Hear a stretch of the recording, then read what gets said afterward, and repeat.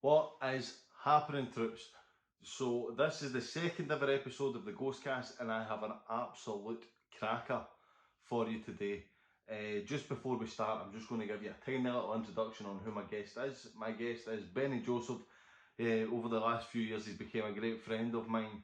He is professionally known as Bukky Strongback, as he is a OnlyFans model, a porn star, and a male escort. He has lived one of the most bizarre, most interesting lives of anyone I've ever met, and I have met a fuck ton of people. I'm so proud to call him a friend, and I'm so happy to have him on the show, and I'm so excited for you to hear his stories. So welcome to the GHOSTCAST, Benny Joseph.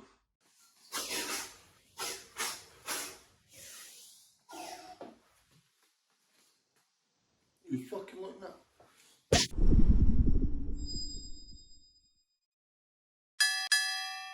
Benny Joseph, welcome to the GHOSTCAST, mate. Yes, right. Good to have you doing it. Thank you. It's not very often you're up in Glasgow. Probably Beer, doing it, but Well, you don't live here. You live here for wee streaks and then go away. yeah, right. It's always a fucking pleasure when you're up, man. It's always a good laugh. Thank you, bro.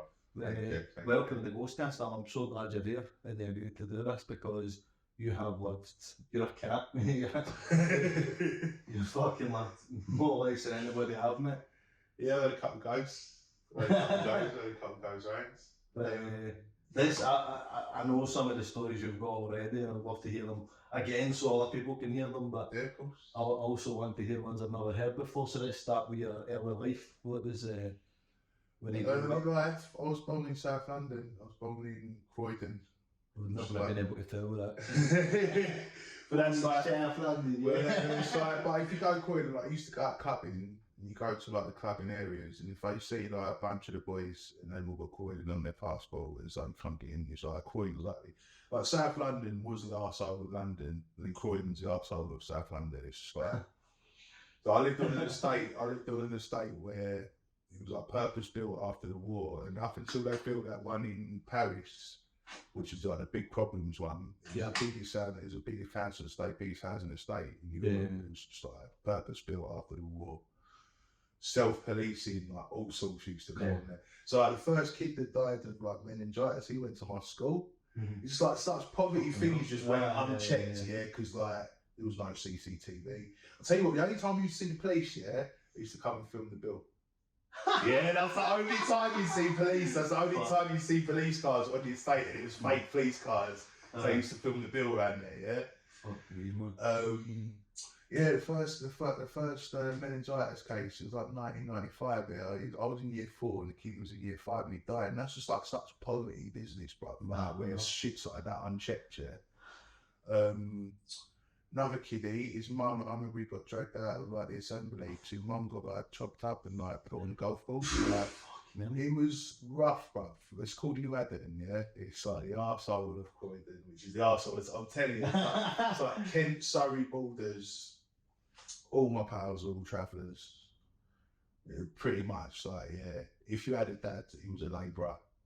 Or that's it. It was pretty fucking... And it's just 3 for £100, one of them. Not even, bro. Nah. Everyone's mum was on speed doing like 6 cleaning jobs, bro. Where was school? What happened to school? Where were you? Did you go to school there? Because I know you've worked about it. Yeah, I went to a few different schools, got kids getting kicked out of schools. I was alright in a little school, but I started going secondary. I was on a sort of a trajectory where I was like told I was like, I don't think they do it so much for kids these days where they're like, it's a gifted child. This sort of rhetoric, I was on the same path. And it's so damaging. It's like, it's not constructive for the kid or for anyone working with a kid. But so I was like, I got accepted into a couple of private schools on scholarships, and the one I ended up accepting and deciding to go to lasted about 3 weeks, And I said, I just went on, I don't want to go. This is gay. Yeah, it was a little boys' school. It's like obviously pure immature in that, But it's like, the reality of it was, I was just pure intimidated by like the establishment I was facing, like proper rich bods. It's like just intimidating. Obviously, don't have the vocabulary to express that in time. No. So I just think, it's just gay. But yeah, it's just, so I went from there to a sports school in Bromley. It was like, I ended up playing for Kent County at rugby, played for Wimbledon Academy when it was still paired up with Crystal Palace. On the same youth team as Victor Moses. The football? Yeah, a couple of other boys. I was like the same youth setup as them. This when Wimbledon and Crystal Palace had the same youth setup. They were sharing a ground. It's like 99, 2000, 2001. Yeah, they were sharing a ground and sharing a youth setup as well. Zaha, he was in the setup as well. Was the World Foot Zaha? He went to Man U and all sorts. Carl Colt, he went in the new setup, but he used to knock around, he was a bit of a baller, but yeah, man, it's just like, doing sports or something level. So yeah, I went to that sports school. Yeah. I lasted about year 8, year 9 in there, and then I got booted out of there. Long story short, it's like sort of the opportunities that were before me for the first couple of schools I went to compared to like the last whatever that was. So I ended up at like one of the shittiest schools going. It got closed down, the teacher ran away with all the money. It got closed down. It's like one of those was an academy now, but it was like so trouble. Teacher a lot of with the money. Yeah, mate, and what's it? What was your first ever job? That's why I stopped going to school. First ever job was like just doing naughty, really. We used to like collect debts for all of it. I was like grooming into dealing, basically. Just grooming into.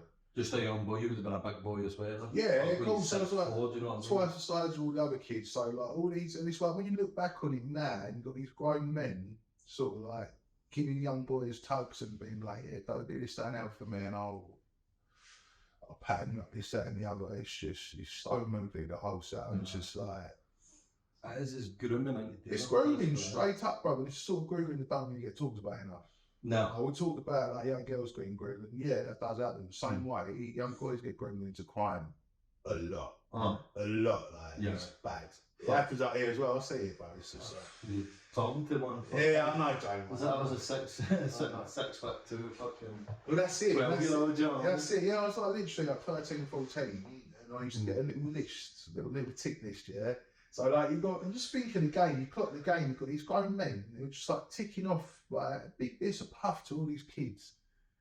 And then being like paying another kid to go and bash them all up, but they obviously inevitably can't pay. It's just like, it's such a, it's sick, isn't it, really? It's sick. But no, it definitely does happen, mate. You groomed into crime up here, it's fucking nuts. Yeah, man. Yeah. Obviously done that as well. Yeah, it's things. So you were debt collecting and fucking baffling all kids for it? Yeah, basically, bro. But it's like the man used to go around with a little tick list, and like literally, I'd take Thursday, Friday off school, and I'd go around all the other schools. Literally, sometimes I get driven around, sometimes I do it on foot on the bus and that, but it's like terrorism. Fucking bananas, man. Yeah, that is nuts. But that's what happens. It's just life, that's what it was. You've got that much concentrated poverty, bro. Basically, you just get people just doing over their own. Because that's, to me, that sounds fucking insane, but to you, that was just life, like. You know what I mean? Like, and I grew up rough. It's not like I was fucking private school, fuck all. I grew up rough. And that sounds mad to me, you know? It's like, when I come and I lived up here, it was like, tapping back into it used to be South London and that sort of guys that was like probably like that. It's like if someone calls you a cunt, they like it. Yeah, it's the same sort of vibe, You're a cunt, you're a cunt. Yeah. If they add the T, if you get the T, okay. That's a bad one, you know what I mean? Oh no, he's a good cunt. Fucking idiot. Fuck that cunt. Even, but he's a cunt. Yeah. Oh, that was a little drop to me. So no, no difference. You never get a good cunt. You know what I mean? It's a sharp C and a sharp T. It's a hard T. Oh, right. So, fucking big cunt at 13. Where the fuck does he go for there? Started knocking out the puff and that myself, but within like that was just for fun. Then started like knocking out all like fucking hard grab and that. It all got moved really fast, bruv. Like people's mums and that meeting at the shops at 5 in the morning and that. It's just monty, baby. Nah, that's not the way that happens. Culture bit still with. Yeah, mate. Yeah. And I'm always meeting you at 5 in the morning. Yeah. Like, because we're all immature and little dickheads, and then like taking a piss out of the kid for it. You know what I mean? It's all ugly. It's all quite, you know, it's all pretty ugly. As an ugly scene, selling them as an ugly scene. Yeah. Regardless of how fucking good the money can be. Yeah, but it's like when I moved more into like urban London, it's a bit less personalised, which made things a bit more comprehensible. But when it's like you've known this cunt since you started going to school in year 2, you've seen his mum picking you up since. You know what I mean? These people in your community, yeah, they have been for a long old while. That's one thing you realise as you get older, the amount of people that fucking drug themselves up. Oh, constantly. Yeah. Constantly. Yeah. Glasgow, obviously, Glasgow, as you'll know, is we consume more cocaine per person than anyone else in the UK. And Liverpool's second highest, and I think it was ordered in like 3.2 grams per person over a weekend in Glasgow. And like second place was Liverpool. 15 sitting in this room. What are you talking about? We make it the average for people who look at half grams, you know. But and Liverpool was like 1.6. It was that pretty much a drastic difference, you know what I mean? So this is dirt cheap here. Just dirt cheap here. Dirt cheap here and really strong. Anyway, I noticed that. So fuck me. When I first moved here, I was like full time doing the work, which we'll touch on later. So it was like dangerous, man. So I said like so much, no, not even that. Like just having access to so much cash under the bed. Yeah. And I had a fucking fella next door who was knocking it out. So it's just so it's never ending. Yeah. If you've got a connection right there, it's never ending. Oh mate, he was dropping it through the letterbox on his way to work. The cunt. Let's talk about another job you had. Go on. You tarmacked with the jet ski. Oh yeah, so that was me trying to go legit after I'd like I don't know, sort of seen the light. Yeah. So like, once I decided to stop like selling bits and bobs, I never did it again. And it was like, so I didn't have no relationship with my old man at all. Yeah. He sort of dropped in my life at like looking back like 2 or 3 daddy issues, that's all the mother fans come to that. Probably, bro. Probably. It's non-daddy issue. That means like non-issue, non-starter sort of thing. But no, looking back, he sort of dropped in at certain, what I would look back now and say were key points, and he must have known that at the time. He's dropped like little bits of advice, and it's like, I wouldn't,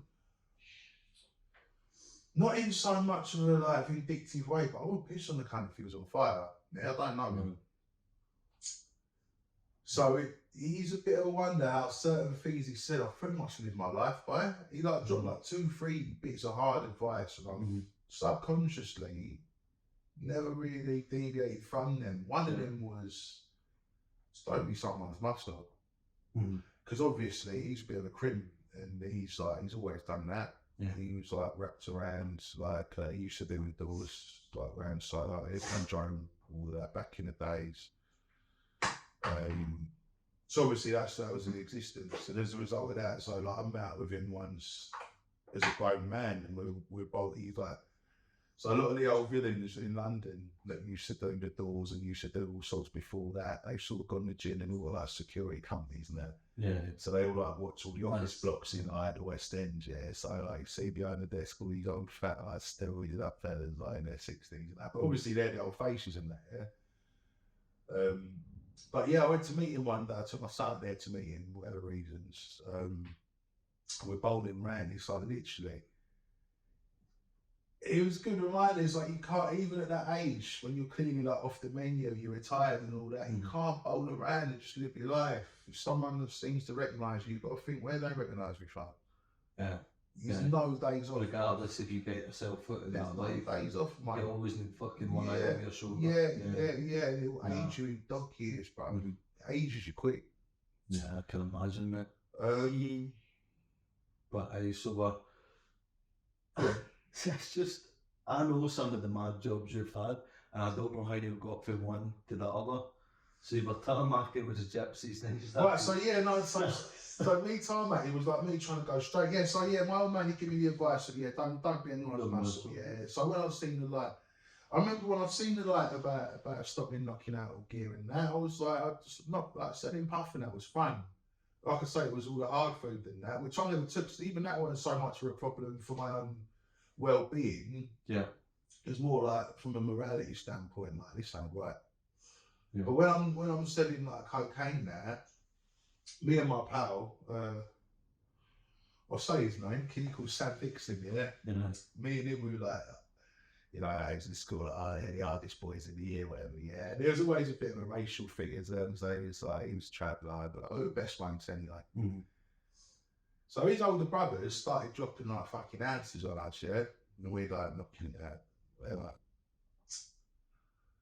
Long story short, at the age of 15, Sam's had a fucking heart attack here, bro. 15? We'd be backing up here, and I remember, I've never seen it now, it's probably, it's like, even now, when I do gear now, I see people look at me a certain way, and it's because I started doing gear. My first gear habit was when I was knocking out ounces. Uh-huh. Yeah, so it was like, formed really bad habits with it, yeah? So we're like backing up. And he's putting out lines like the side of school rulers, yeah? And he's doing what he can, and then just wiping the rest on the floor. Yeah, out of my nuts, like, yeah, just like,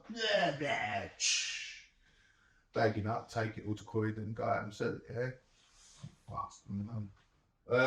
Had a heart attack at 15? He had an heart attack, he was in hospital for fucking months. He was in hospital for months, yeah, he had to have like stints and all this sort of shit. It was really ill, he got really skinny, it was horrible. I don't think I'd really seen him again. You'd like see him out in the shops like a few years later, but I was on my way off the estate anyway. And yeah, I don't know what he's doing now. But 15, man. That's still in my head, like the heart attack at 15 for 10 gear. That's still, mate, it's like, that's scary shit. Yeah, but it's like, it's only like as an older person I start like engaging in therapy and stuff that I start to realise the amount of pure traumatic stuff I've been exposed to. Yeah. That's such a young age. So we saw some of it. We see, you know, mates, first time we all done film. So like, I think it's different now for kids, but back in my day it was just like experimenting with drugs and that. It was all a lot more fashionable. It was all doing a lot more younger. We had like older kids putting us onto it sort of thing. Yeah. So it was like, fuck me, first time I done pills, my best mate at the time overdosed. Really badly, really badly. He's like blue foam coming out his mouth, eyes rolling. He had braces on, just again 14, 15 kids. He had braces on, we was all like buzzing out in the dark, and we could hear like gargling. Someone's banged the light on, and Aaron, his name was, he sat there with the eyes going, blue foam coming out his mouth. He's grinding his teeth so much that his fucking braces are broken and all poking through his cheeks. Oh, it was fucking Jay, he was fucked. But yeah, it's only like, I'll just say that all these little like happenstance stories, but they're all traumatic as fuck. But yeah, same group of like boys, we used to all go around like knocking. So we'd all go in, there'd be like 10 of us, we'd go in on a bag of like 150 bills, because they were like shit back then. Mm-hmm. So you could like bang them like sweets. First time I've done pills, I took like 11. Like you could just bang them like sweets. And then when they come around again a few years later, they were back strong again. But in our sort of era, when we started doing it, we were sort of like after the first wave, and before the second wave, when they got strong again, so you could just take them, yeah? Same group of lads, we all used to go around in the woods, like just fucking on little trips and that, yeah? We'd see some fella fucking hanging at like 5 in the morning, 6 in the morning, like daylight, yeah? So much stuff, Jay, yeah? But it's just like, death's just been around so like... See, just, a lot of people who've seen this shaggy scene would be fucked. You're one of the happiest, cheeriest people I've met. It's just... Not being so tired, but obviously it is on a level, but it's... I don't know. Just seen a lot of fucked up shit in my time, but obviously after the first couple of times, we don't touch the sides. Don't touch the sides. No, I know what you mean. So, yeah, that happens. Loads of my mates, when we was like kids my sort of age and a couple of years older, like prime age to be going off to war in Afghanistan and that as well. So I had a couple of mates die over there, and like, I was like, again, 16, 17 kids, and like from a shit area. again, it's where the area comes into it, yeah? So many boys, I can name 3 or 4 boys who went over, who got fucking never come back. Yeah, just had a lot of death around me, I suppose, but then I've never really grieved anyone. It's a bit of a weird one. It's like, I should probably help me doing the grave digging. But yeah, me doing the tarmac, it was just me trying to go straight, basically. Yeah, my idea of trying to go straight was doing cashing in with the Trapper boys. Which is not straight. Far from it, far from it. And it's like, literally, I'll be like, yeah, don't worry, mum, got a job. We jump in the bed at like 6 in the morning. We're having like rows at the petrol station at 7 in the morning. Just like, he would come in front of some fella, he's piped up, now we're all out the back there. Yeah, it wasn't straight. It wasn't straight. I thought it was. Compared to what I was doing, it was straight. But that job was a laugh. They used to just like drop me off, they'd drop me in. It's like it'd just be me and A-Dot fella. It was never the same fella for more than a week or two. But obviously we were little T-boys, so they used to just drop us off with fucking Dagenham or whatever job they fucking guys on to just be like, yeah, just put these painting stones down or flatten this down, we'll come back with painting stones. So it's just DOS, mate. But I thought I was doing the right thing. Which comparison there was. And comparison, isn't it? Yeah. In comparison, but what did I do after that? we said that you mentioned there about grave digging. How the fuck did you end up grave digging? Grave digging was me panicking. I had a son on the way, and I was just panicking. Like, I've never had a career, never done anything. You could say to a taxman, this is what I do, APC.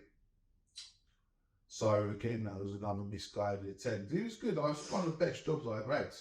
To be fair, yeah, mate, it was. Yeah, I can't describe it. How was grave digging one of the best jobs I ever had? It was just the boys, mate. Just like proper.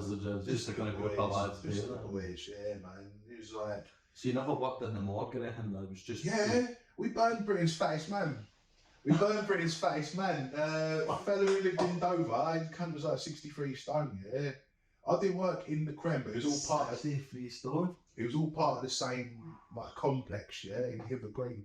We were the nearest one they could take in there because we were quite high tech setup. How do you burn that? Fucking boss. So you get these, it's like you see like in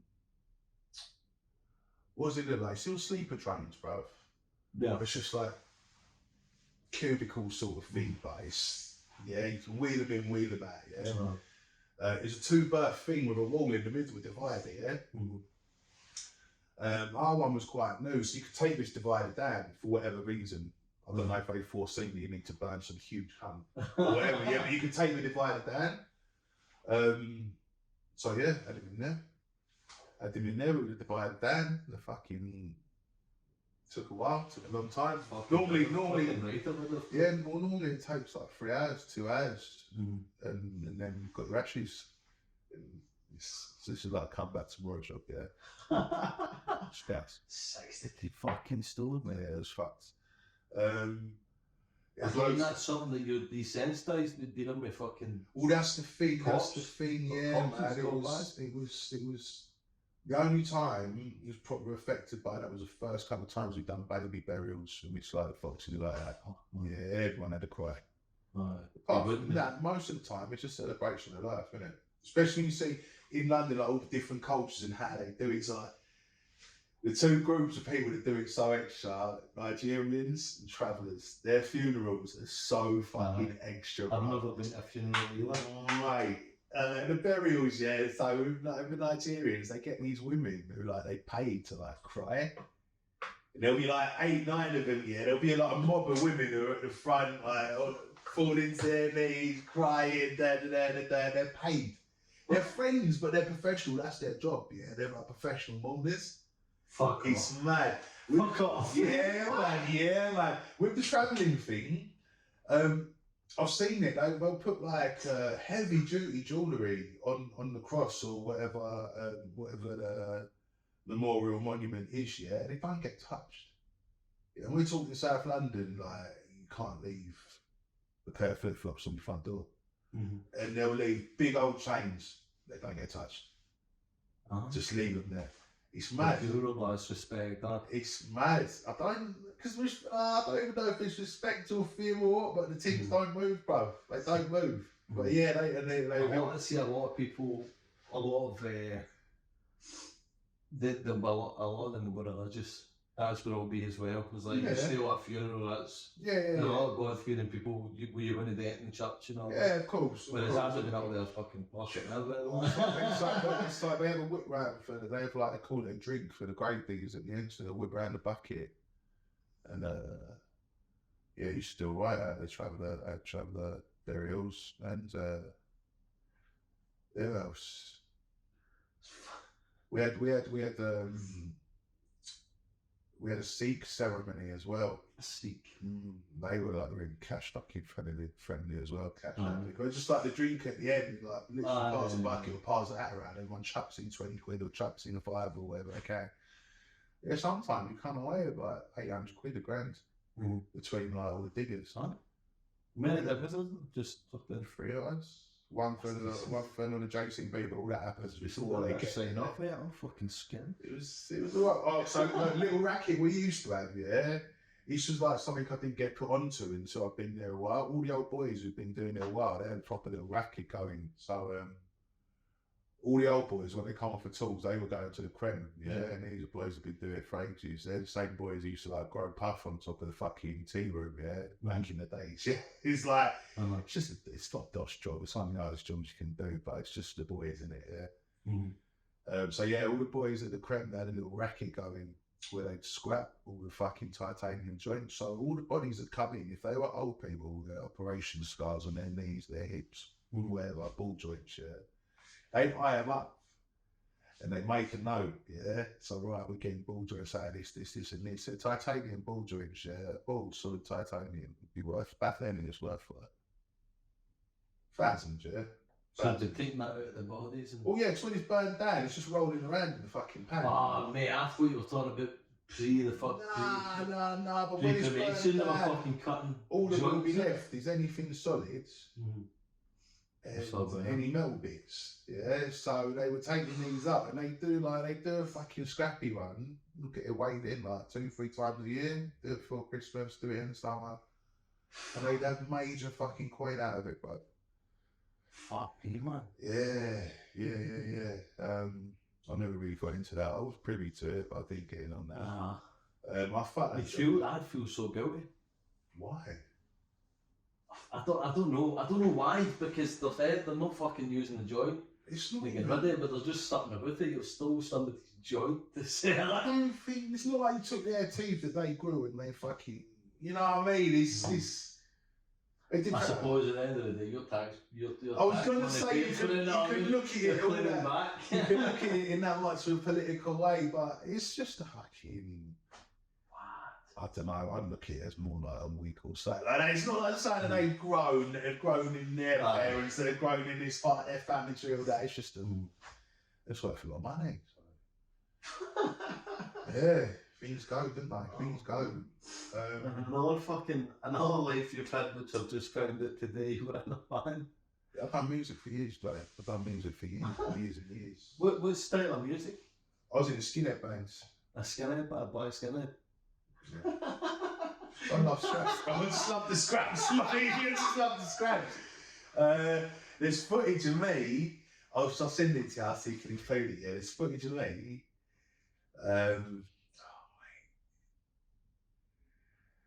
There's a website called stormfront.net. We are talking white power, combat 88, hardcore shit, You say hardcore shit, but when you meet these melts in real life, they're all like 50 years old. Don't like that. They're like, yeah, but they think they were the boys of that sort of thing back in their day. When you meet them in daytime, anyway, I've flattened like fucking 70% of them by now, bruv. Yeah, they're all fucking, they're all olds.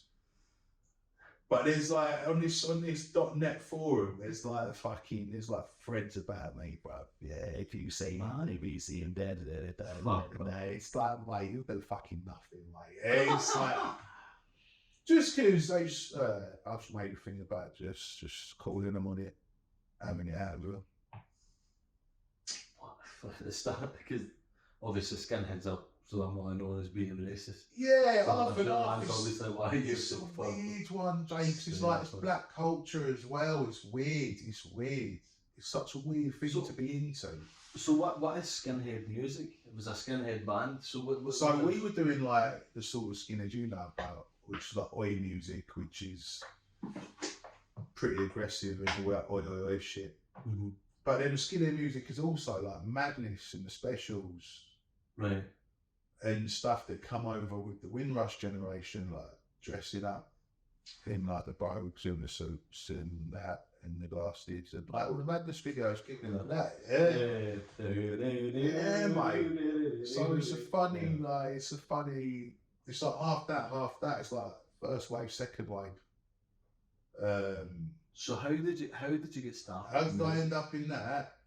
I just liked scrapping and I like music. So I used to do grime before that. No, but how did you end up? Was that how you ended up doing the grime? I've done grime first before anything. I've done, we was all like, all the kids on the estate, it was all Dex and Mike's, yeah? I went to a youth offending thing and the kid was like, fuck me, man, we might need a fucking 6-hour podcast. I'm all right today. So like, the area I grew up in, Croydon, yeah, it was one of the first places that were like, they were testing, it's basically a new version of the sus laws, it's stop and search. When he first came out with stop and search again, Croydon was one of the main areas they were guinea pigging this shit. One summer holidays, me and my boys, we got pulled like 6 times in a day. You get a bit of paper, and once you've been searched once, you can get searched again, sort of thing. And we kept getting pulled, and like literally one day they had to push their paper out between us like 5-6 times, yeah. Because you've got all these like trainee coppers. They're like, none of them are fit to fucking be doing anything, yeah. Wetting themselves over like exercising their new powers, yeah. Anyway, as a result of being collared on this thing, we've been referred to the youth offending thing. Not done any offence, but obviously we're not lawyer enough, we don't know anything, yeah, whatever, we'll go to this thing. I think the hook was teach where there's like music production, we'll teach how to do music production there. So go to this YOT team. And the fellas that were teaching, like all the Fruity Looms and Logic and all these music programs, it was Cookie, Bengart, and a fella called Marla. These are the fellas who started dubstep here. Because this is Croydon, this is where dubstep started. Yeah? I used to work in a record shop called Big Apple Records. The fella who owned that record shop, Jay Sweet, he made the first ever dubstep tune. It was called Low, I think. But it was all grime. And then he come out with his fingers like, first dubstep tune, bro. I was there for the whole thing. That's mad. Used to go to this this night, this rave night called Forward FWD. It was the first dubstep, predominantly dubstep night. It used to do it up in Liverpool Street in East London. We used to do the little finger across. This is years. If you're from South London, you cut someone from South London, they bleed garage. After that, they bleed grime. It's like we've started all of these musics. Yeah, it's all from not even just South London. It's from Croydon, all of it. Yeah, from your Luck and MC, Nicky S and Nike, all these boys. Remember Nicky S and Nike come to our fucking youth club and done a little PA like that's hilarious, and then they're all like chatting up all these young guys. It's all loose back in the day, man. None of it in the last 2 minutes there. But yeah, I was there for like the first wave of grime. We had a little grime crew called Dog Pan. We were out on Norwood. Yeah, like, we used to love it. So yeah, I was like... But where did the transition from grime to skinhead come? Well, that's what I said. So like, I used to knock around in the skinhead thing. I used to say to them, look, bro, this is plastic, yeah? Like all this sort of buzz you're talking about, which ultimately the buzz that these people are looking for is like sort of edginess of music. So it's like, being in a room where you could genuinely get hurt and music's edgy and music's angsty, which is what oi music and like skinhead stuff was supposed to be about. But by the time I caught up with it, they're all doing it like 30 years after the fact. It's a joke. But with that grime thing, it's like literally, mate, them sitting and knives get pulled out and then it's all fucking mad like that. That's just same energy, which is sort of like, well, obviously what I fed off of that is the same thing I fed off of that. It's just that sort of. So is that what made you get away from that? Was just that fucking... No, that's what drew me to it, bro. I loved it. No, but and it was, so what in the end drove you away from music? Away from music, so it ruined my nut, mate. It ruined my nut, sort of chasing that sort of adulation, I suppose. And it was very enabling of a lot of my like worst qualities. Yeah. So if I like shaking a band, there's no one to say that's a bad thing. If I like doing untold fucking gear, and if I like doing all the things I shouldn't be doing, and I sort of engineered myself into a position where these were all things that only be commended for. Yeah. No, there was no reason for anyone to say none of this is okay. Like, if you're boxing, it's an outwardly, like, at least on one level, it's healthy, moralistic, disciplined, all that stuff. If you're in a band, you're expected to do all that shit, bro. You're going to get nothing but a pat on the back. It's mad. So it just enables all the worst behaviours. So then you have to police yourself. And I've sort of learned, you're probably the same, Joe, I've said a bit of it, it's like no cunt can tell me anything, so I've got to tell myself. Yeah. No one's going to police me. And this stretches from back as far as like, I was never parented at all, full stop. No. Yeah.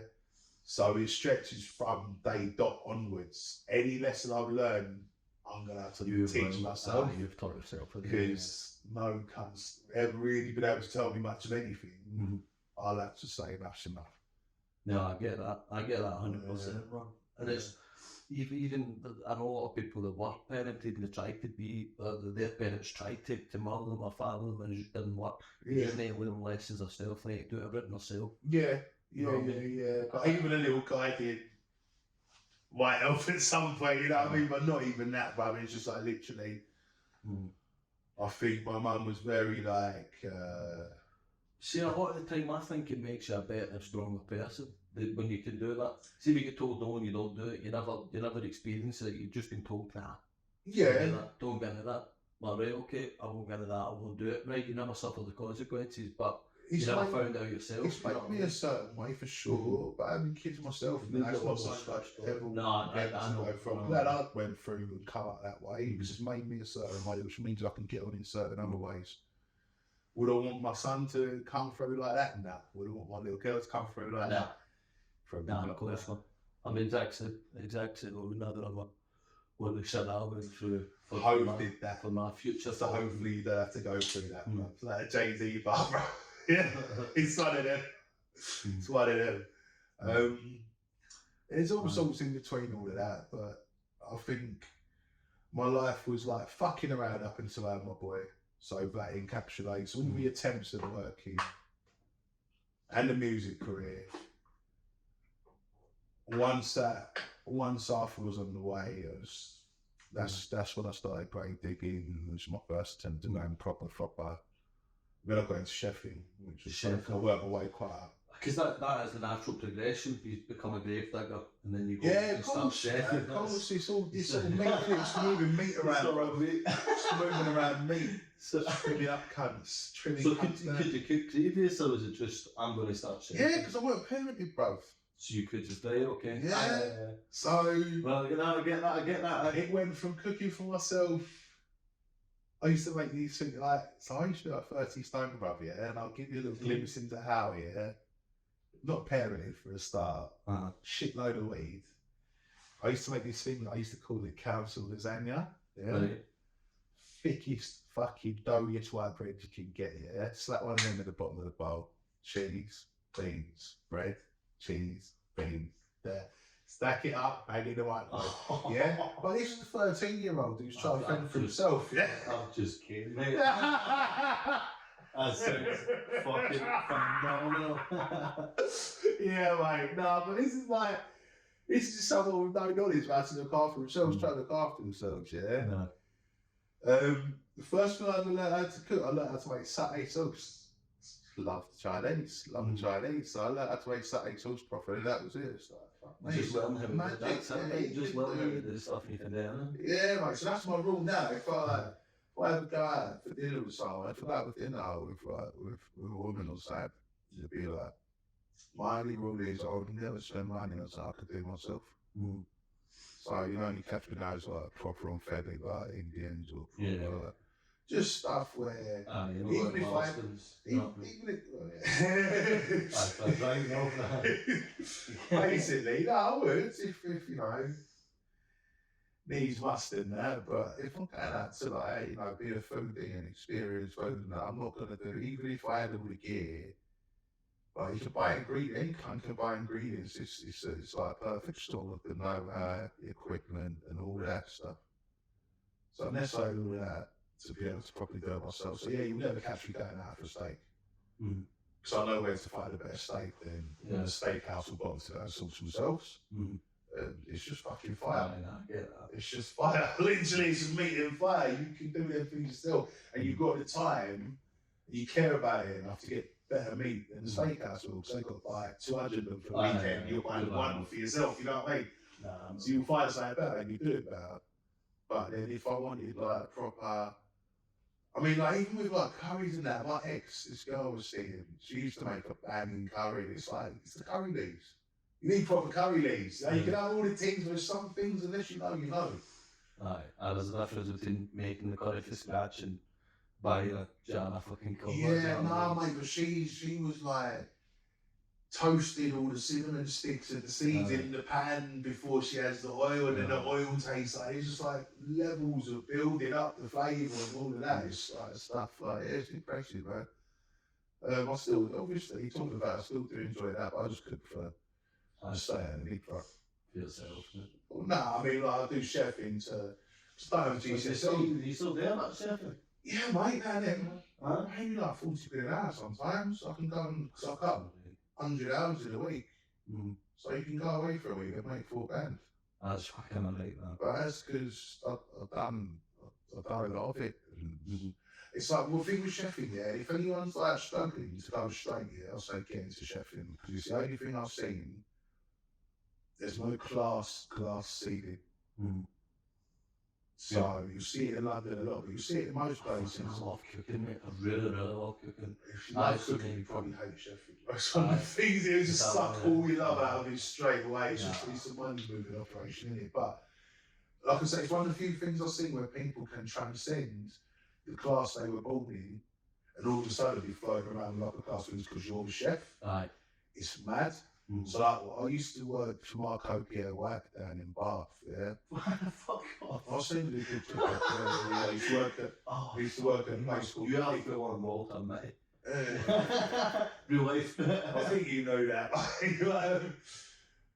Went shooting down there. They had a game reserve for shooting medicine and that, yeah. Long story short, just like pure racial microaggressions all day. I'm like, I don't do passive aggression.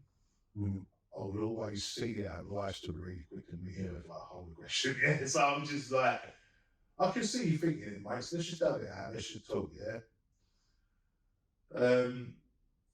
There was a bit of back and forth, but look, mate, you're shook to fucking death, yeah. And I've managed to come your little day out, and it's taken your fucking family like 400 years to end up to this point, so that you could stand here in the worst day in your life and have a shooting day. I learned how to cook 4 years ago, and I'm here with you. We're going to say about it. Yeah? And it shook him to his fucking core, just like, but that's the power of that particular profession. You can transcend where you're supposed to be. And it's the same thing with music. I've gone places and seen things I'm never really supposed to see, because I could play guitar. So I got to like Russia, Poland, America, Japan. Did you just run and just pack up? That's a musician. Pure natural, bro. Oh yes, I did say this. See, my dad, most of like a lot of the old 80s sort of not dance or like bashment, a lot of UK. So he's done like, my dad played on Aswad Records, my dad played with Sonic Culture, a lot of these old 80s like reggae stuff. My dad was a session musician. He used to play for Rice and Fred as well. But he used to play for like, yeah, my dad's a session. So like I say, a lot of it's nature and not nurture, because I've never met the guy. There's a show, there's a show called Pulling. And it was a great show on BBC Three, they cancelled it after like 2 seasons, I just remember it for this particular line, and like, this woman, it's like 3 women who are just like having a hard time, and she's like dragging out her son, and she just, she bursts in his room, she's like, fuck me, you never fucking met your old man. How the fuck do you end up like him? It's just like so true. His nature's not nurture. So I picked up a bass guitar. I never met this geezer. I never had a music lesson in my life, but we just do it. We just do it, yeah. See, I smashed all the nerves because I used to have a guitar, a banjo, a favourite that was sitting there. I used to be able to play the three of them. No, I wasn't fucking world level. You know what I mean? I wasn't great, but I could play basic chords, I could do things, but I smashed fucking something in my hand. My fingers, my hands and the punch fucking stumps for a living. But my fingers move at the same time, and it's one of the things I'm most gutted about. Yeah. You know what I mean? Get onto the bass, bruv. Get onto the bass. Or players, like keyboards, other instruments. Like, if I could start again, I'd become a sick guy player, bro. Yeah. It's like I can get a tune out. See the call piano player, some music people like, it's so fucking impressive. Yeah. But And it's they like, can look you, just it's one of the things again, it's where his things like these little nuggets of advice that I give me. It's the same thing about music. He gave me like 4 or 5 of these bits of advice, so I took another one of them now. He used to say there's only 8 notes. All music in the world is 8 notes. All of this different shit, there's 8 notes. It's like, I think it's when he dropped in, I was like getting into like playing punk music and all this sort of shit, yeah. And he's like, obviously, he's an old fucking session reggae musician, I don't give a fuck about none of that. But it's all the same to him, it's just there's 8 notes. There's a million different ways you can put it all together, there's 8 notes. I think that's pretty similar to people, bro. It's like, in my experience, it's only like, there's no more than 10 sorts of people in the world, bro. Yeah? You know what I mean? There's only loads of fucking different compositions of them, but ultimately there's this song, that song, that song, that song. There's only so It's many. a spectrum. Yeah, man, it's And mental. see at the bottom and the top of the spectrum, you have got a horrible, disgusting cunts that pretend to be so good. Yeah. And the other end of the spectrum, you've got the best people that pretend to be horrible. Self-deprecating as fuck. Yeah. And then in between it's good people, bad people. Right. And Yeah, it gets less extreme. Yeah, and but just get fucking plain Jane right in the middle. I think it's just a good way to have a handle NPCs. on society, you know, and on like all work. It's like overstimulation of information. There's so much to gauge. It's like even when you've got enough of people on and you want to hide away, you can't because you've got all your best mates and country by my flashing up on your phone every time they use it. It's just like, I think it can be very helpful to sort of break down, just to feel like you've got a handle on the whole situation. Just look at it like, in the same way I sort of seem to train myself into having a handle on music. There's only 8 notes, and socially, if you've got any sort of anxiety, a good way to have a handle on it would be, it's only sort of 10 sort of comes. It's only going to be one of those things. Yeah, it's only going to be. That's a good way to do it for someone that does suffer with anxiety. Yeah, it's only going to be one of, if you know, it's going to be one of A to Z. It's going to be one of 1 to 10. I know. You know what I mean? There's only so many options. It's only going to be one of them. So, from chefing, again, the natural progression, you ended up on OnlyFans and adult entertainment. OnlyFans is like the last of it, really. I was doing sex work proper. I first started that when I was like 22, 23. Well, this is 24. Very young then, that. Yeah, I was, that's why I was living in Brighton. I was proper, takes one to know one. Yeah, so I was clearly a bit of a, I hate saying the word, but I was just a bit of a shagger. No. I don't like the word. It goes through me even saying it. I'll tell you what goes through me. You know, you got that Indian fella who's Scottish on Instagram who does all that. Does he? What's the course there? That's what he wants. Fucking stand him. I can't stand you, bro. You go through me. I can't stand you. You ain't shaggers. Mate, it makes my fingernails fall off. See, I can't call that shaggers different. No, nothing about the word. It's just everything about that fella is so contrived. There's another fella who's doing the same sort of jig. He's called Black Paddy over in Ireland. He's doing that. It's just like all that sort of like, bro, you don't have to be a joke to fit in it. Fuck off. I can't stand it, bro. I can't stand it. Be you. Have some backbone, bro.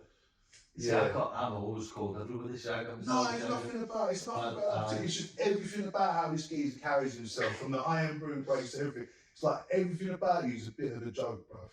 It's not for me. Not for me. It's not for you. I'll tell you straight, bro. I'll tell you straight. I talk to him most days. He's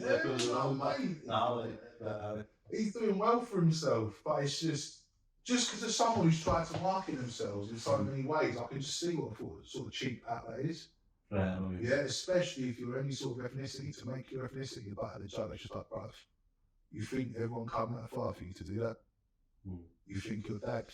See, I don't look at it now. I do though, bro. I do. You think you're that? So fun. Did you believe in a minority? I didn't in a minority. I don't know, bro. I don't know. No, South London's it's a very black and white, literally place. Literally.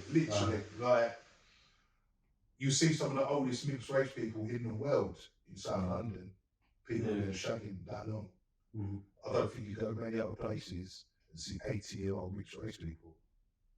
No, listen to that. I've never actually thought of that. They've been working for that long. It's like, it needs to be studied. It's a social phenomenon. It's Head of the times, mate. Well ahead, bro. South Wales is the same. Shirley Bassey, she's mixed race. Because Tiger Bay is another area like that. Cardiff is where immigration has been going on that long, that well. Yeah? Yeah. Back to my man, yeah? Do you think... No. Yo! He's a fuck. I'm stay over there after this one. No.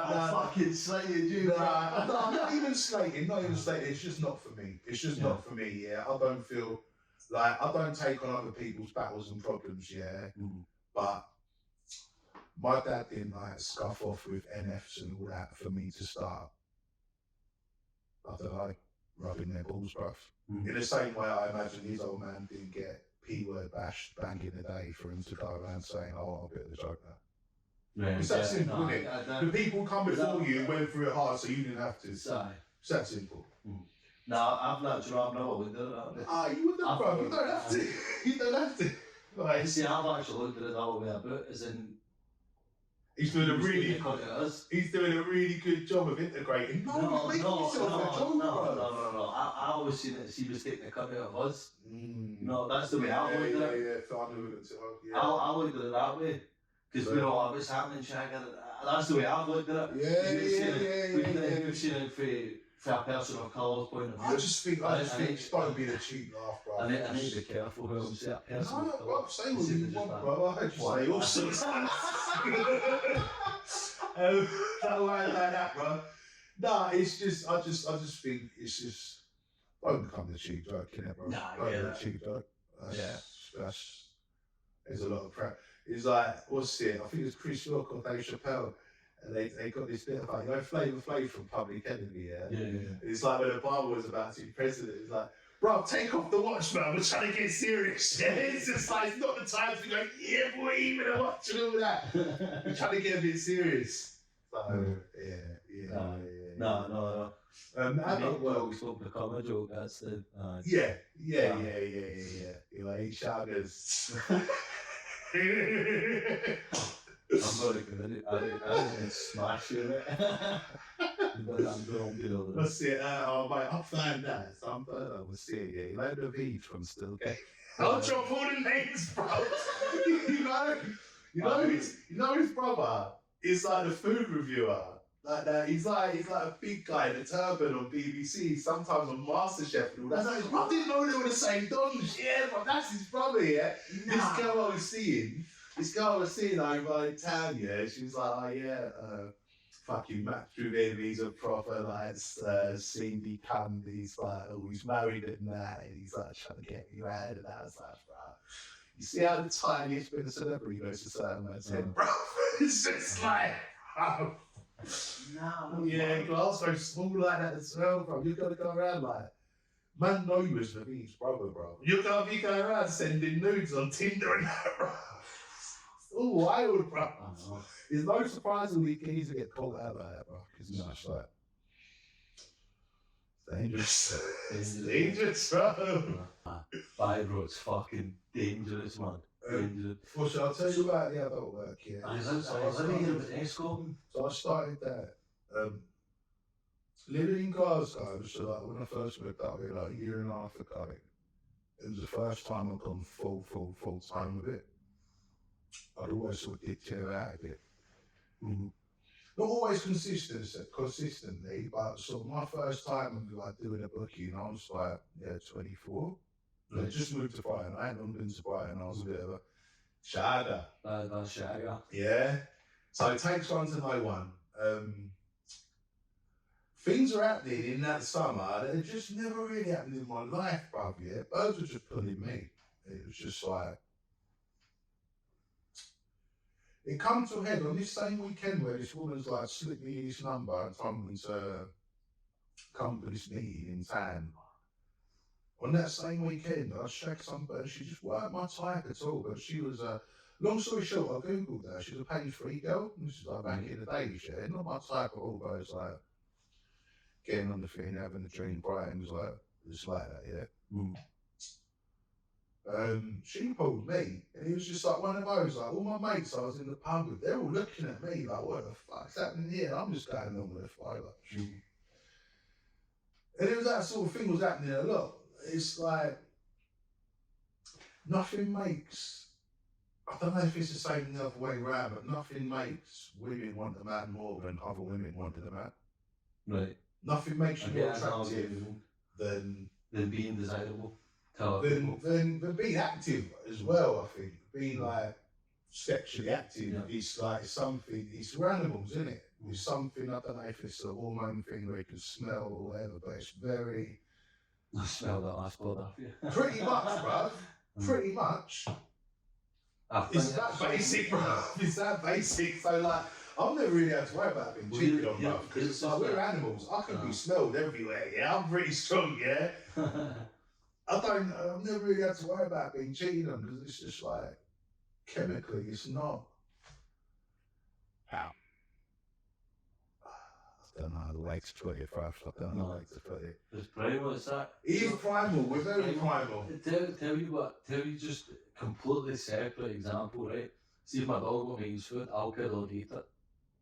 I'll kill or eat the food, and as soon as it sees me want to eat it, wants it. Yeah, of course. It's the same thing. Of course. It's like somebody might look at a guy and be like, fucking, lassie might look at a guy, and she's like, he's a bit fucking over him. Yeah. And he goes, oh, do you know, so-and-so fancies something, why do they want it? Why do they want it? As soon as somebody else wants them, it's mine. I want it. Yeah. And then somebody else sees her going, oh, it's mine, and then they want it. It's domino effect. Yeah, people get very territorial as well.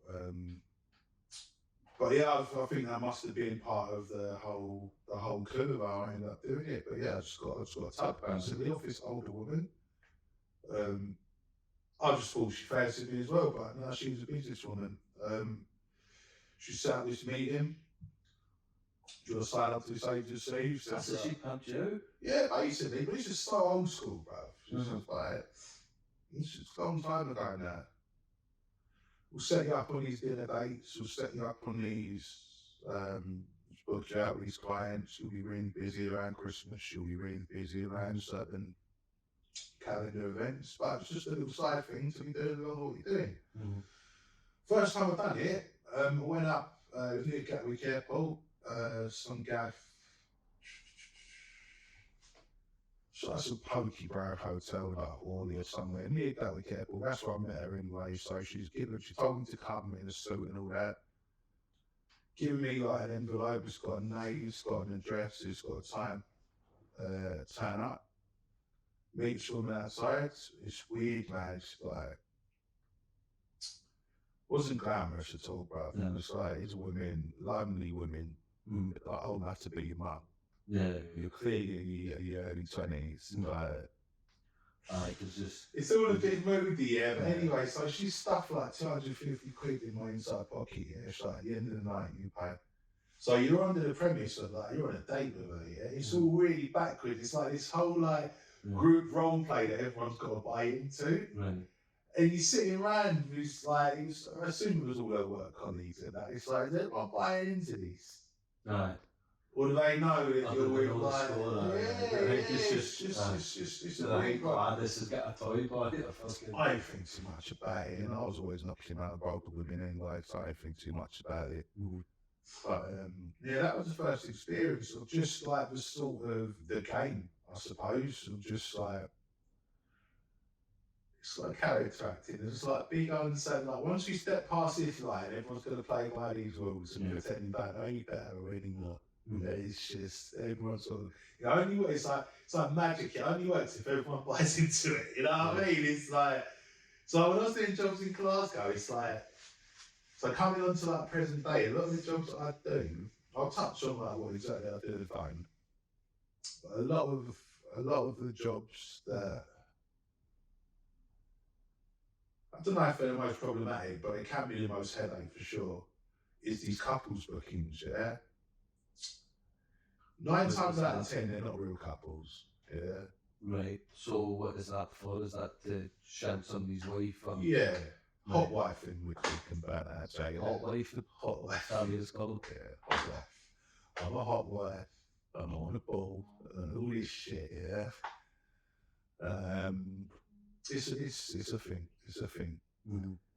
So you'll get 9 times out of 10, especially somewhere as small as Glasgow or Scotland, full stop. So I was coining it in up here because there ain't many male sex workers up here, full stop. Let alone many ones that are black. Let alone many ones that are black but don't handle like a heavy accent that is like makes them a bit more foreign and a bit more scary and all that. It's just like learning to monetize and see where you can make money basically. Yeah. I've got this, and this, so I can use it in here. So yeah, we're doing the hot wifing thing, and most times you turn up. This wife, she's not a worker because you met her down. You added her on Twitter, or you met her down at the umbrella, or you've seen her back. Yeah. So when she both step into that room, now we've got to play along with this fucking nutter. It's like we've never met each other. I still think you're his wife and all this. So he's paying a hooker to double. pretend his wife. Yeah. To get banged by a Yeah, mate. What the mental gymnastics of these cunts, though, and that's what a lot of this stuff is. It's all around, it's not based around shame and like fucking, you know what I mean? To have to do all these mental gymnastics. That's fucking. And everyone colluded. It's also too much fucking money. Yeah, of course, bruv, of course. That's why they're so defunct in other areas of their life. Because they put so much energy into making money. So they literally can't hold a conversation with a fucking cardboard box, so now they have to pay cunts for absolutely anything they want beyond making money. What the fuck? They're defunct in many other ways. Yeah, that's fucking. I'm pretty much at the end of the spectrum. Like I can socialise with him, there, and everyone. But in other ways, I'm defunct. It's just like what you put your efforts, so where are you going to see results? So he's put all his efforts into making money, and now we can't say boo to a goose, so he's not paying people to cut them. Yeah? That's fucking nuts. It's what it is. Imagine you're getting coins, so who gives a fuck? Was some of them mad? What shit will you not do, actually? That's one thing I'm curious about. What will you not do if something I asked you to do? Okay, so this happened towards me moving out, because I lived down south now, but I was hitting it quite hard before I moved. I first knew what a mess is now. Some cunt wanted me to set up a fucking dog for him to shake. A dog? Yeah. To me. What is it paying, mate? Fuck off, Jake, mate. To me, I don't ring the police for nothing. But I said I'd report him the day, cunt. That's one step up from like fucking pedo. That's one step up from like necrophilia. It's like it's you're the wrong one, alright, and you're on the wrong side. Yeah. And I was like, I took it personally, like, what about me makes this cunt think I'm going to play along to this, you know? There's loads of other escorts you could have asked to do this. A dog, mate? Yeah, mate. I don't know if he wanted to fuck the dog, if he was to be fucked by the dog. I don't know, I'll stop ringing to it. See, there's something getting fucked by the dog that's just it's less disgusting than fucking the dog. Bro. One stroke of the line, you're in or you're out, ain't you? You're on side or you're offside. Yeah. Not as in for the dog's sake, it's not as bad for the dog. If the dog was getting to shag you, you know what I mean? The dog would have to be all healthy. The dog would just be like, Mental health lasts forever, bro. That was rough. I know I was barking in it. Nah, that was one of the worst ones for sure. I reported the cunt as well. Nah, good. Fuck me. By the way, I was joking there about my dog. Nobody messaged to shag my dog. Because if you message me to shag my dog, I will get you to come up and I will beat them up and shag you. Fucking hell. I sort of just leave that or something. Yeah. I just leave that. I had a fella. You got instinct ain't never wrong, yeah? So if you got a feeling about someone, you're always going to be right. It's called women's intuition, but it's human nature, yeah? I had a fella come through. He was an old Pornstar head teacher from up north somewhere, like Inverness, Aberdeen, somewhere, yeah? Right. So you know what Pornstar is, yeah? Pornstar? No. Pornstar is like youth offenders now. Right. It's where they used to send naughty kids, yeah? It's like boarding school / Yeah. I don't know the ins and outs. I'm not a whole name. I've seen the film. Is it Scum with Ray Winston? Yeah, I've not seen it. Yeah, you seen that? Nah, mate, there's so much change. I do this podcast. There is seen Scum. It's like, where's your tool? Here's my fucking tool. Yeah, Pornstar is basically where you get sent if you're a bit of a handful or if. It's the first step to being institutionalised, and it's like little boys' net, basically. Yeah, it was back in the days.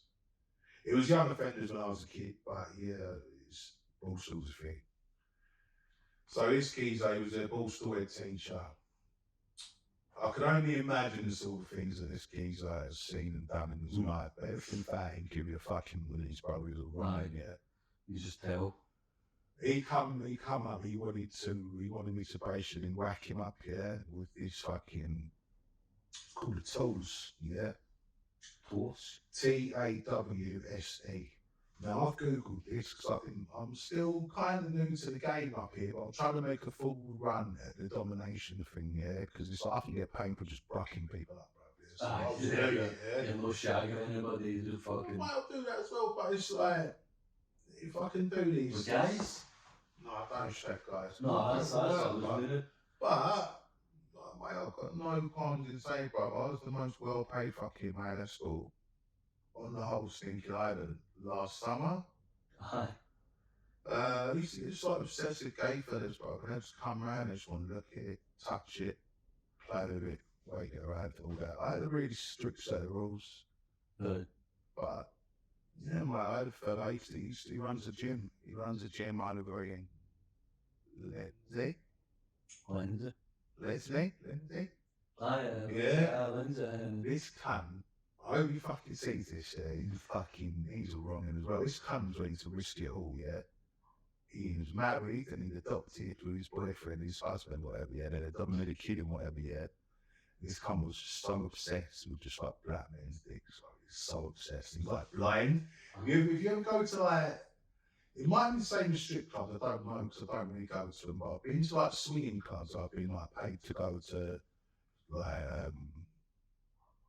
like chaperone like hen parties and stuff, Yeah. Swinging clubs and stuff. So I've done that a few times in Manchester and that. The sort of zombified look on men's faces when like group sex is happening, it's really disturbing, I find. I think it's really gross. It's just like this zombie state, it's just like, yeah. But this cunt was like that all the time. He was, long story short, just obsessing me. So he used to come round for like 10 minutes in the morning, like a couple of times a week, give me like 400 or 500 quid to set up this glory hole thing. Put my dick through it, and he just sort of like, look at it, man. They'll probably take pictures of it and like whatever he's doing behind the thing.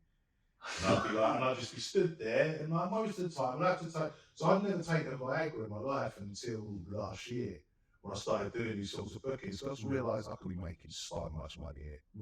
So I started taking it. I don't do it no more because if you ain't broke, don't fix it. I just don't believe in it. I've never taken it before, so I start there. Yeah. But I did for a bit last summer doing these sorts of jobs, and Yeah, I'll just be there, literally. Fucking, I still have the podcast on the go with the headphones, fucking Zoom on the go. So I've just woken up, bruv, yeah? And he's like coming around before work, before he goes home to the gym. He's having his little play around with the fucking thing, and I'm like, right, 10 minutes. I was like, literally booting through the curtain, and just like, off you go, fuck off, sort of thing. Come back, see in a couple of days. I was making grands off him alone a week. That's crazy. This tools fella. Right. I had to look up what a tools was. TAWSE. Google it, yeah. The tools is a callful punishment implement, so it's for beating kids in school, native to Scotland. It don't exist anywhere else. So I just, from then, I just knew this cunt is the real deal. He's not messy, he's not a fantasist. He's real wrong'un who used to kick the shit out of kids back in the day and probably still wanks over it now. Yeah? So just everything about this kid, just keep it fucking right. So he brought his tools round. It's the original thing, bruv. It's like 6-7 belts, like welded together. Yeah, it's like a big strip of like brown leather, but it's like that thick, and like you literally have to do that. Like the sound is like unreal. Yeah, I broke this guy down a bit, bruv. He was old. He's old. Yeah, that job fucked me up a bit. So done the job. The thing that worked for me about the domination thing is, if they said they've had enough, you've done your job. So you could be booked for 3 hours. So if you book me to fuck you up for 3 hours, but after 10 minutes you don't want no more, that's the job well done to me, and I still get paid the same. So I was just going in on people, yeah? But this fella's like 80s, he's old, Jay. Old, Jay. When it's all been said and done, I was with this bird, she was working as well, we both sex workers, she was working in town, so she's come back to the flat, I was a bit shook up, I was already on the gear. After, as soon as he was out, I think I was on gear whilst I was doing the job, so I was just a bit, I was uncomfortable. You would be. I was uncomfortable. You would be in any other men fucking battle. Yeah, mate, it was just so good. She just sort of brought the reality into the situation, like, what the fuck would you have done if you'd have dropped dead and you were a black fella on gear with a dead old fella in your fat? What the fuck would you have done? And it really just made me reassess the whole thing. Just like, yeah, you know. Yeah, that's fucking. I know it's because I'm engrossed in the story that I'm thinking. That's fucking wild. That. So it just made me feel locked up. For bruv. Yeah, they could have said anything. They could have said anything. Even my good boy. Because I have been brocking him up as well, you know what I mean? I have been fucking him up in this video and everything, yeah? So it's just like, not really worth it. Not really worth it. It just made me reassess the whole thing, to be honest. So yeah, I was hitting it quite hard. This first time I'd done full-time sex working. Like I said, I've been dipping in and out of it for like 10 years before that. I remember once I went home for Christmas to South London, to my mum's. I used to go for drinks at a pub in Crystal Palace called the West Star. He ended up talking to me like new swings playing it. Looking back on him now, but I was still young. Ended up fucking doing a thing with them. It was hot wife basically before I knew what all it was. Yeah. Months later, I've got to send the fucking Pornhub link here. It's me on there, bro. And this is before, this is years before consent and all this all the other dialogue around it. Some kind of just filmed me with my ass in the air, shaking their wife and put it up on fucking thing. Fuck's sake. It's mad, bro. It's mad. I've been in and out of it. So I think. Was the video called so I can put a link to this? But just sort of looking over the overarching sort of time period of like whilst I've been in and out of it, from like even my initial meet up with that woman and going to the hotels around Gatwick Airport compared to now. So when I started, I essentially had a pimp. Now, you need a mobile phone and a few accounts. You do everything yourself. It's just the game's changed so much in that amount of time. Just how I first got introduced to it, such an analog, almost joke sort of way. But probably didn't even exist then for women sex workers, but because it's even more, it's just a bit of an anomaly doing it as a guy, that it's going to be a bit of a throwback, you know what I mean? It's always going to be a bit behind times. It's an ever evolving industry. Yeah. What's the one of the maddest? Did you read people pissing on them and fucking see shit like that? So that's the least of it.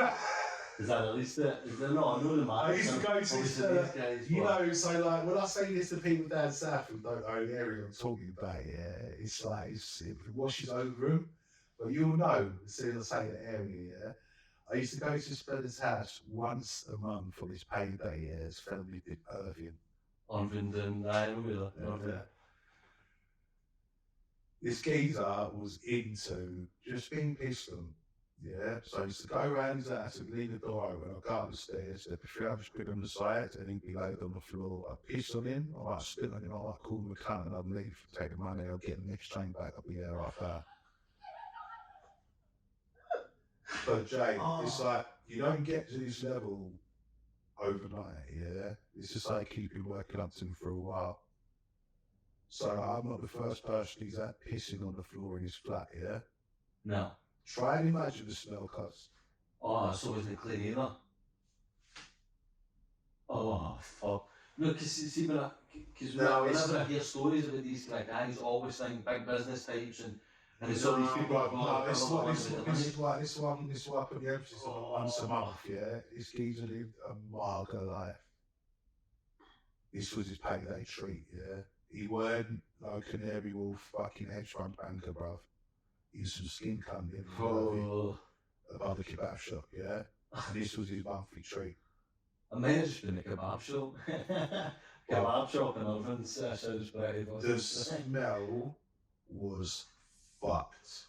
Was so fucked. I still tolerate smells in the after a gag. Mate, that's what goes on, bro. That's the least of what goes on. What goes on. It's like the more I get in, the more I explore kink and stuff. I don't judge people with sign takes all sorts, but I'm very old school, bro. I just like you were telling me about one that you were suggesting I get involved with called meat fighters. Right, because you box yourself, right? Yeah.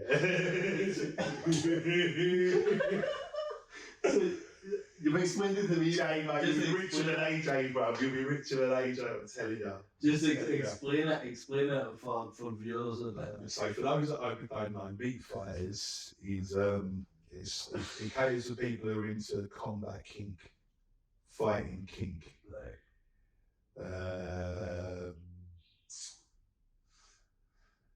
There's different branches of it, yeah. So you get like your fan fiction, you get the cunts who just want to sit at home and sort of dress up in all like the brand new Clito Reyes suits, headguard, gloves, everything. None of it's ever touched a bag or a pad or anything, yeah. And they'll just be posing in mirrors and this. I don't want to kink shame people, but I just find it a bit hilarious because there's just a lot of repressed.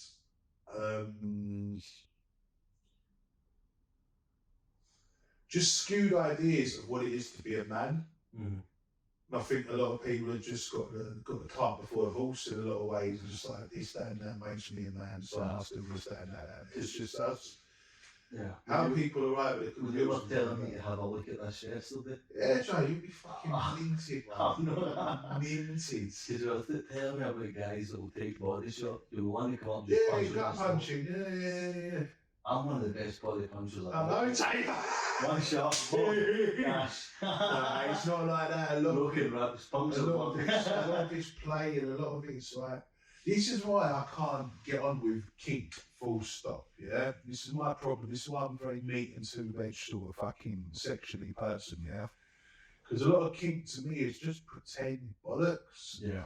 It's like you want to feel scared, but the minute you actually do feel scared, you're probably going to ring the old bill. So it's that sort of like control, danger. It's just not for me. That's the biggest reason I wouldn't do it. Because I know I would seriously fucking hurt somebody. Yeah. Somebody goes, I'll pay a grand to punch me. But right, I punch you, you hit the floor. Well, you know how to pull a punch, right? You know how to pull a punch. You know you want repeat business or whatever. You know how to pull a punch. So if I go and do domination things, I need a league in that nasty bastard. That's what I mean, though. You can make a business out of it. You need them to be like bit by next month. You know what I mean? It's just, it's like. You've got to be clever about these things. I just couldn't do it, man. No, it's not even like I was doing anything sexual. There's anything sexual on my part, I know it is on theirs. Yeah. And I know I'm getting them sexual pleasure by hitting them. That's what it's skewed for me. Jay, let me blow your mind, bruv, yeah? You've been to the pub and some little cunt tries to have a fight with her. All the time. What do you think that is? Oh, it's been right syndrome. But what do you think that really is? What do you mean? Generally one battle by a bag of mark. You should not, Jay, mate. What? Yeah. Gangster? Really? Do I think so? No, yeah, of course it is, bruv. Nah, that's not. In Glasgow is different. Mate, They wanted to be in the big man. They Glasgow, wanted to be the big man. in Guatemala, in fucking anywhere else, Georgia that begins with a G, it's the same everywhere, bruv. Yeah? People are people are people, yeah? He wants to feel alive.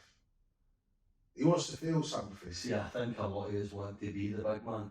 We man. He can never be the big man. Nah, no, because No, but he knows that. He's not an idiot. He just wants to feel danger. He just wants to feel something. It's the same thing, Jay.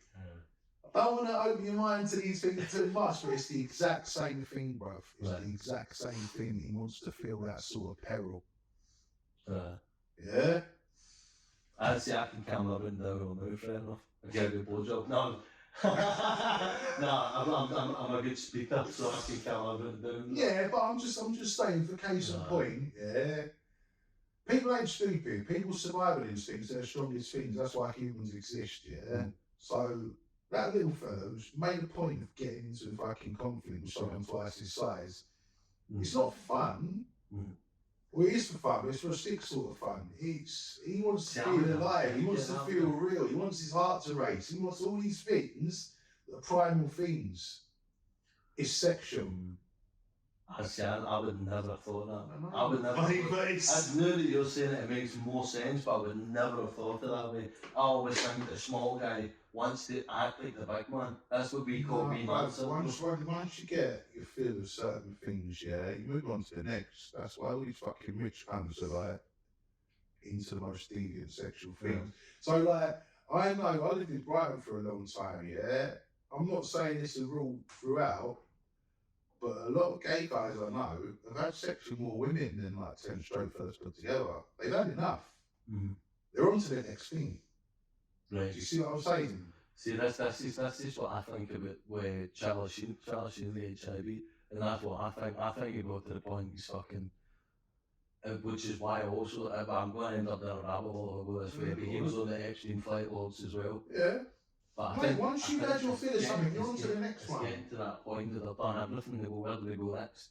Yes. Which is a bit more dangerous. We can I don't want to get onto the elites and the conspiracy theories and all that, but things like Dolphin Square and all these things. So Dolphin Square is a hotel in Chelsea, I think, Kensington, posh bit of London, not too far from Westminster. They've got logs going back. Basically, it's a fucking non-scrub, yeah. But you've got all these rich men who have unfettered access to whatever the fuck they want. After you've had enough of exactly what the fuck you want every day forever, you're now looking for the next thing. Yeah. It's just humans, man. It's just how it is. Yeah. Fucking. Boy, my blood. You shaggers. Bad. Before we end up doing the rabbit hole, we're talking about elite pedos, mate. Yeah, I think we'll maybe wrap it up, but I think we should 100% of a part 2. 100%. Let's do it, man. Thank you, guys. Thank you very much for watching. I've been Jay McFarlane. He's been Benny Joseph. Thanks for watching, guys. Yes.